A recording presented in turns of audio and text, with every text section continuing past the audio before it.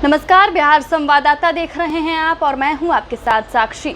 BPSC शिक्षक बहाली में सीटेट अपेयरिंग 6 to 8 की वैकेंसी एवं अन्य मुद्दों पर छात्र नेता दिलीप कुमार लगातार सरकार से मांग कर रहे हैं। देखिए क्या कुछ कह रहे छात्र नेता दिलीप कुमार। बिहार में शिक्षक अभ्यर्थियों के साथ लगातार नाइंसाफी हो रही है।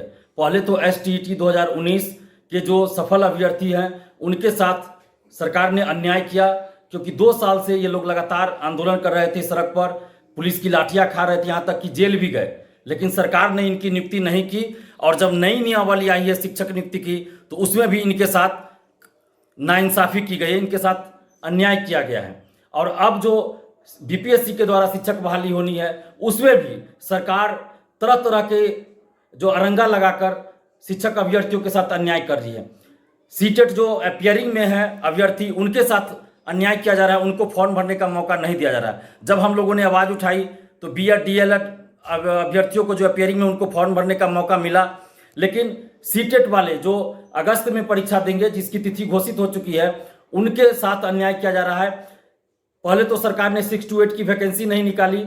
जो सीटेट दिसंबर में पास हो चुके हैं या जुलाई 2022 में सीटेट पास हो चुके हैं, पेपर 2 पास हो चुके हैं। बहुत सारे ऐसे अभ्यर्थी हैं जो 6 to 8 में टीचर बनना चाहते थे, तो पेपर 2 की परीक्षा उन्होंने दिया, पेपर 2 में वो पास हो गए, लेकिन सरकार ने 6 to 8 की वैकेंसी ही नहीं निकाली, जबकि 40-50 हज़ार से ज़्यादा सीट खाली है।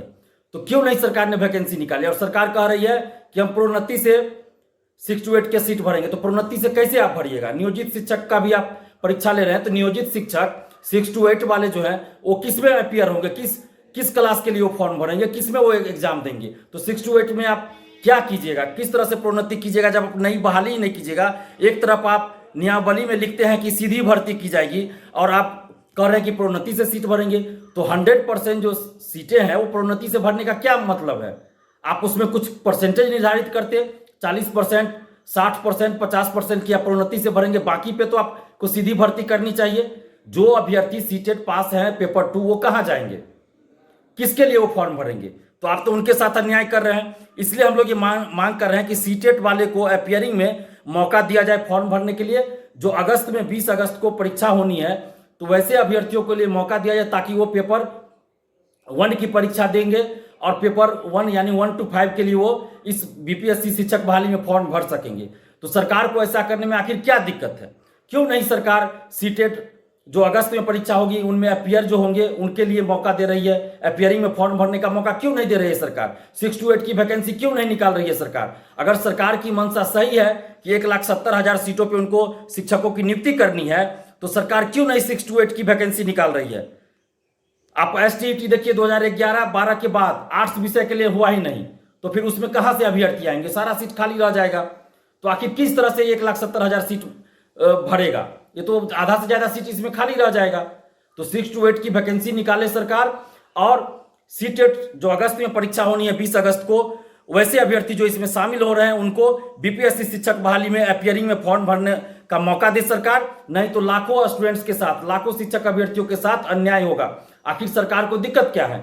क्यों नहीं सरकार अपियरिंग में फॉर्म भरने का मौका दे रही है? जब आप बीपीएससी से परीक्षा ले रहे हैं, मेरिट जो इस शिक्षक बहाली में बनना है वो बीपीएससी में जो परीक्षा में शामिल होंगे और उनमें जो अभ्यर्थियों का मार्क्स आएगा उस मार्क्स के आधार पर, यानी बीपीएससी के मार्क्स के आधार पर अभ्यर्थियों का मेरिट लिस्ट बनेगा। सीटेट के मार्क्स के आधार पर तो मेरिट बनना नहीं है। तो इसलिए हम लोग ये मांग कर रहे हैं कि आप अपियरिंग में सीटेट वाले को फॉर्म भरने का मौका दीजिए और 6 to 8 की वैकेंसी निकालिए। और जब आप बीपीएससी से परीक्षा ले रहे हैं तो ग्रेड पे दीजिए शिक्षकों को। नियोजित शिक्षकों के लिए भी आप बिना शर्त समान काम समान वेतन की घोषणा आप करते थे पहले, अब क्या हुआ? तो कम से कम आप बिना शर्त उनको राज्यकर्मी का दर्जा दीजिए। अगर आपको उनकी परीक्षा लेना है तो डिपार्टमेंटल परीक्षा लीजिए, या बीपीएससी से ही परीक्षा लेनी है तो पहले आप बिना शर्त उनको राज्यकर्मी का दर्जा दीजिए नियोजित शिक्षकों को। उसके बाद आप परीक्षा लीजिए। उस परीक्षा में जो भी नियोजित शिक्षक पास करेंगे उनको आप शैक्षणिक कार्यों में लगाइए, और जो पास नहीं करेंगे उनको 3 मौका दीजिए। अगर उन 3 मौकों में भी वो पास नहीं कर पाए परीक्षा, तो आप उनको गैर शैक्षणिक कार्य में लगाइए। विद्यालय में, स्कूल में तो और भी बहुत सारा कार्य होता है, ब्लॉक स्तर पे, जिला स्तर पर भी बहुत सारा कार्य होता है जो शिक्षकों से लिया जाता है, तो उन कार्यों में आप लगा दीजिए, किसी को कोई आपत्ति नहीं होगा। एसटीईटी 2019 वाले के साथ जो आपने नाइंसाफी किया, तो उनके लिए भी कुछ प्रावधान इसमें कर दीजिए ताकि उनके साथ भी नाइंसाफी न हो। वो लोग 2 साल से लाठियां खा रहे थे, जेल तक चले गए, सड़क पे आंदोलन कर रहे थे, तो उनके लिए भी आपको सोचना चाहिए। तो अगर सरकार, नीतीश तेजस्वी सरकार से हम आग्रह कर रहे हैं, उनसे विनती कर रहे हैं कि अगर आप सचमुच 1,70,000 सीटों पे बहाली करना चाहते हैं तो आप इन सब प्रावधानों को लागू कीजिए, ताकि ज़्यादा से ज़्यादा अभ्यर्थियों को शिक्षक बहाली में मौका मिले और सभी सीटों पे बहाली पूरा हो। और आपने दूसरी तरफ इस नियमावली के तहत आप कह रहे हैं कि 3 मौका ही मिलेगा शिक्षक अभ्यर्थियों को, यानी 3 बार ही वो इस तरह की जो बहाली आएगी वो 3 मौका ही मिलेगा, 3 चांस ही मिलेगा। तो आप किस तरह, बीपीएससी सिविल सेवा में कोई मतलब चांस की बात नहीं है, जब तक उम्र है, लिमिट है जो अधिकतम उम्र सीमा, उसमें आप कितनी बार भी एग्जाम दे सकते हैं। लेकिन शिक्षक बहाली में सिर्फ 3 मौका ही क्यों? शिक्षक बहाली में सिर्फ 3 मौका ही क्यों मिलेगा? ये किस तरह का मतलब, ये दोहरी नीति क्यों है? शिक्षक अभ्यर्थियों से आखिर क्या दुश्मनी है सरकार की? शिक्षक अभ्यर्थियों के साथ ऐसा क्यों नाइंसाफी किया जा रहा है कि उनको 3 मौका ही मिलेगा?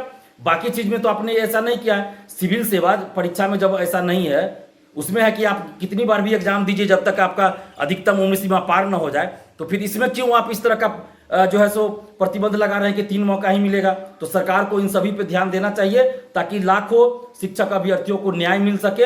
अगर ऐसा नहीं होता है तो पूरे बिहार के शिक्षक अभ्यर्थी आक्रोशित रहेंगे और आंदोलन करने पे विचार कर रहे हैं। बहुत सारे जगह पे शिक्षक अभ्यर्थी आंदोलन भी कर रहे हैं, नियोजित शिक्षक भी आंदोलन कर रहे हैं। तो सरकार को इनके साथ न्याय करना चाहिए। हम यही मांग कर रहे हैं नीतीश तेजस्वी सरकार से कि आप शिक्षक अभ्यर्थियों और नियोजित शिक्षकों की मांगों पे विचार कीजिए और इन लोगों के साथ न्याय कीजिए। तो आपने देखा, छात्र नेता दिलीप कुमार लगातार सरकार से अपनी मांग कर रहे हैं कि उन्हें न्याय दिया जाए। ऐसी तमाम खबरों के लिए आप बने रहे बिहार संवाददाता के साथ।